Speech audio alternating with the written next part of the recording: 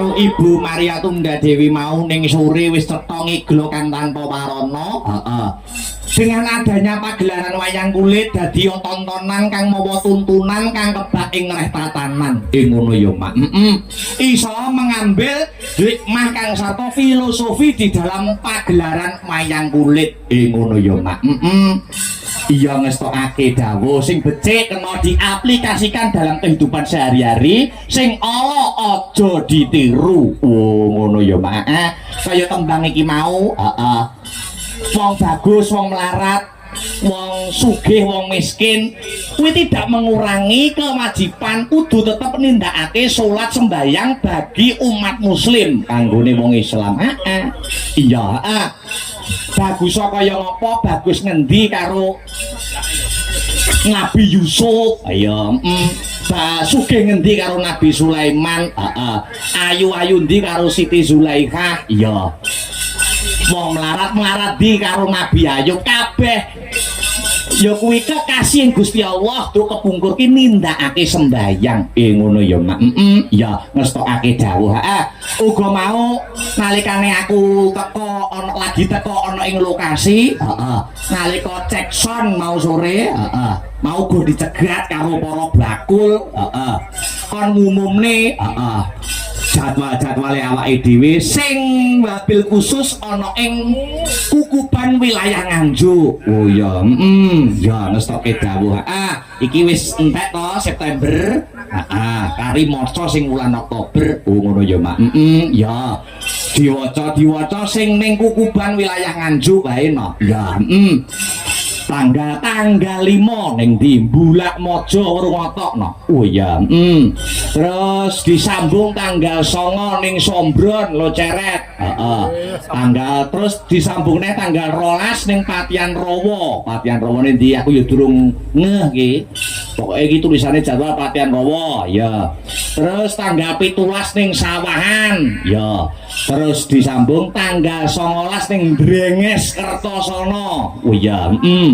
Terus terakhir tanggal 31 Oktober kuwi ning gone awake dhewe ning Sanggar Astabrata. Oh ngono ya, Mak. Ning panggonane fa insyaallah diseleh ning jaba. Oh ning jaba sanggar.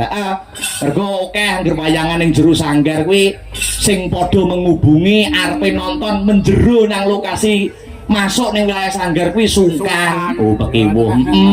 Terus tanggal 31 dideleh ning jaba didekne terok panggung. Oh ngono ya, Mak. Ning Sanggar Astabrata. Wis bakulan bebas, nonton bebas untuk umum. Ya, bintang tamune nek ora kleru Mbak Elisa karo Mas Garing Jajak nek ora kleru. Nek ora kleru, ya tanggal 31 Oktober ning Sanggar Astabrata dalem keakbaran. Oh iya. Ya, ya sadurunge ngaturke para bintang tamu kang sarta pemeriah. Luwih dhisik aku kepengin nggo mukadimah ngaturke ya kuwi lancaran 4 pilar. Oh ngono ya, Mak. Karya besar Swargi Ki Haji Mantep Sudarsono saka Karangpandan Karanganyar. Oh ngono ya, Mak. Iki 4 pilar. 4 pilar kudu digondheli kenceng sebagai awake dhewe ya kuwi selaku warga negara Kesatuan Republik Indonesia. Di antaranya yaitu Pancasila, Bhinneka Tunggal Ika, NKRI harga mati dan Undang-Undang Dasar 1945. Wah ya, buka saking Bonang ya, rong ramban Duk ya. Lancaran 4 pilar karya besar Ki Haji Mantep Sudarsono. Dadene ya. Yuk.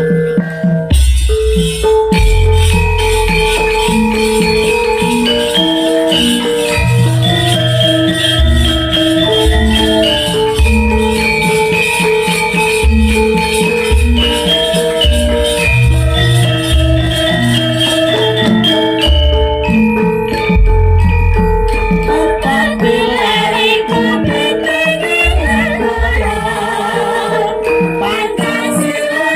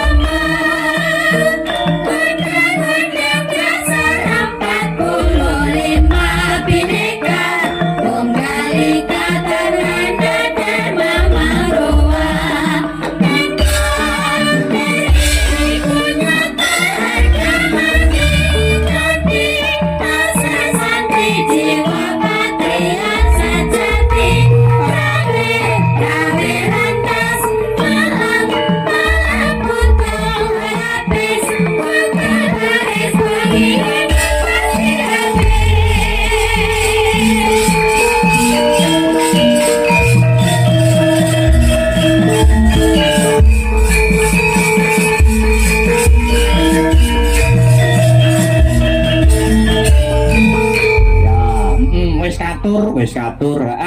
Sik diselani maca layang sik.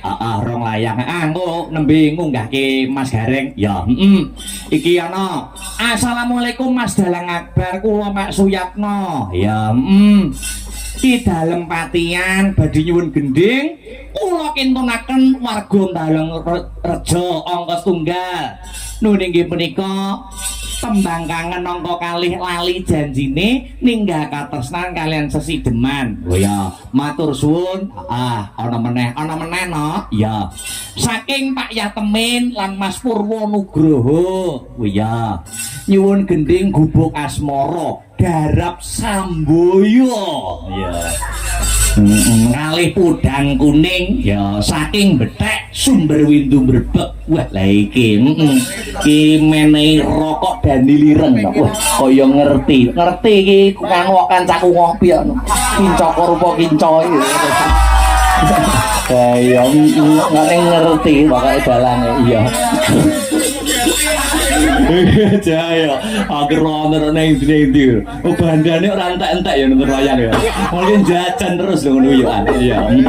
Ya Mas Gareng dulu. Mas Gareng menyapa dulu nanti baru Mbak Mintul. Mas Gareng naik dulu seperti aja dipelirai irama seger. Coba kaya apa? Ya yuk. Hey.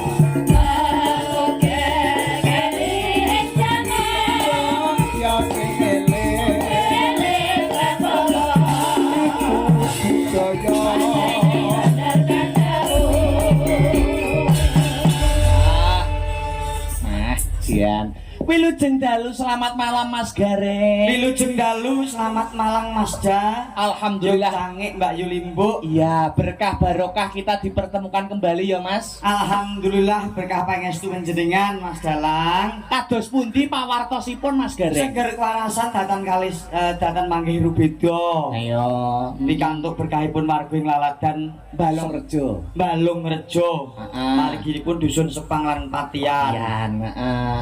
Penontonnya full Mas. Luar biasa. Ayo. Lo jagungan kalih penonton. Niki wau. Nggih, pripun nek jagongan kalih penonton pripun? Penonton mriki full nggih, Pak. Nggih, Mas. Apa do seneng wayang kabeh?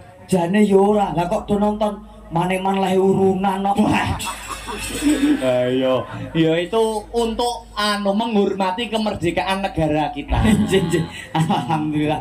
Tuku kacang wadai bungkusan, tuku jadah wadai panci.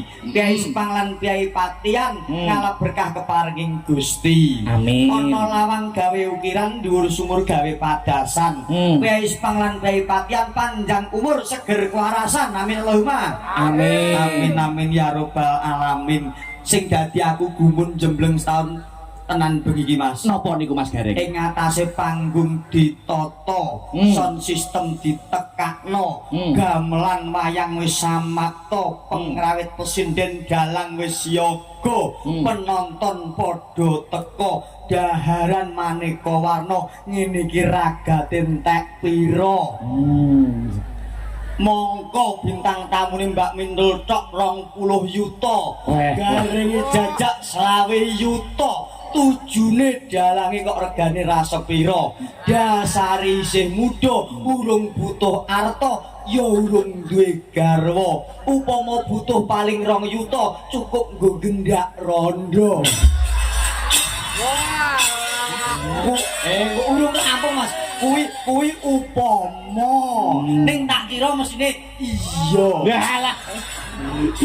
Mosok dalang maksudnya madhep kula nok gendak kok gendak rondo iki lho. Lah nek ngajeng lho jenengan ngendika. Patang dina bladrekan ora prei. Sesuk leren rodok sawetara kanca-kanca iso do makarya. Penak sing ndek garwa sing durung ra ngono, Mas. Tuku kok. Dalang itu saka tembung udah piwulang